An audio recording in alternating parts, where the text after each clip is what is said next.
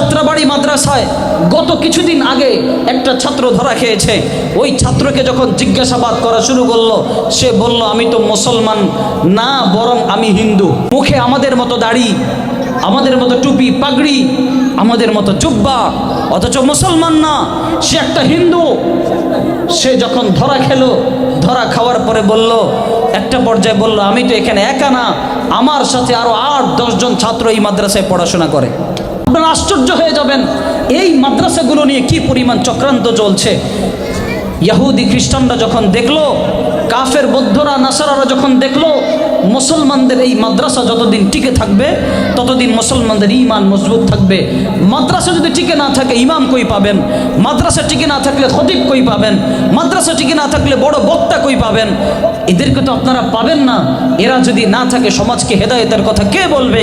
এজন্য ছলে বলে কৌশলে বিভিন্ন হিন্দুদেরকে মাদ্রাসায় শিক্ষায় শিক্ষিত করছে, বিভিন্ন খ্রিস্টানদেরকে মাদ্রাসা শিক্ষায় শিক্ষিত করছে। আর তারা বিভিন্ন জায়গায় জায়গায় গিয়ে বড় বড় ধরনের অকারেন্স করে, এমনভাবে পিটায় মানুষকে, বেহায়ার মতো, নির্লজ্জের মতো, একেবারে জানোয়ারের মতো পিটায়। পিটিয়ে পরবর্তীতে মিডিয়ার মধ্যে এগুলো ছড়িয়ে দেয়। আর মানুষ চিন্তা করে হায় হায়, মাদ্রাসার মধ্যে দিলেই মনে হয় এভাবে পিটাবে, মাদ্রাসার মধ্যে দিলেই মনে হয় এভাবে লটকাবে, মাদ্রাসার মধ্যে দিলেই মনে হয় আমার সন্তানকে মেরে ফেলবে। এই কথা বলেন ঠিক কিনা? আরে আশ্চর্য হয়ে যাবেন, যাত্রাবাড়ি মাদ্রাসায় গত কিছুদিন আগে একটা ছাত্র ধরা খেয়েছে। ওই ছাত্রকে যখন জিজ্ঞাসাবাদ করা শুরু করলো, সে বলল আমি তো মুসলমান না, বরং আমি হিন্দু। মুখে আমাদের মতো দাড়ি, আমাদের মতো টুপি পাগড়ি, আমাদের মতো জুব্বা, অথচ মুসলমান না, সে একটা হিন্দু। সে যখন ধরা খেলো, ধরা খাওয়ার পরে বলল, একটা পর্যায়ে বলল আমি তো এখানে একা না, আমার সাথে আরো 8-10 জন ছাত্র এই মাদ্রাসায় পড়াশোনা করে। তাহলে কি বুঝলেন? খালি হুজুর দেখলে দৌড়ে লাফ দিবেন না। মিডিয়ার মধ্যে হুজুর দেখছেন আর দৌড়ে দৌড়ে তার পিছনে দৌড় দেওয়া শুরু করছেন। খবরদার, এই কাজ করা যাবে না। কে আসলে মুসলমান, কে আসলে খ্রিস্টান, কে আসলে হিন্দু বুঝার কোনো কায়দা নাই। এই যাত্রাবাড়ি মাদ্রাসায় ধরা খেয়েছে। প্রিন্সিপাল সাহেব বললেন তুমি তো ধরা খেয়েছো, বাকিগুলো কোথায়?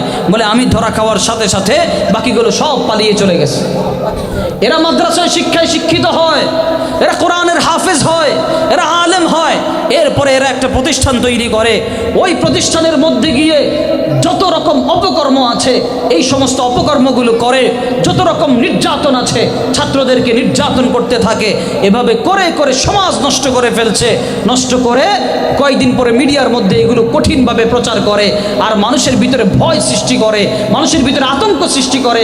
মানুষ যেন মাদ্রাসার মধ্যে না যায়, মানুষ যেন মাদ্রাসার ভিতরে না আসে। এগুলো সব আস্তে আস্তে আস্তে আস্তে মানুষদেরকে একদম প্রপাগান্ডা ছড়িয়ে মানুষদেরকে ঈমান থেকে বিচ্যুত করতে চায়। এই জন্য মুসলমান বড় সজাগ থাকতে হবে।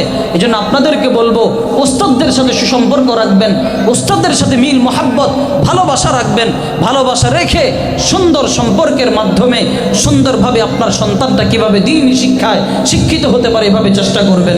পারবেন তো ইনশাআল্লাহ? আল্লাহ আমাদের সবাইকে তৌফিক দান করুক, বলেন আমিন।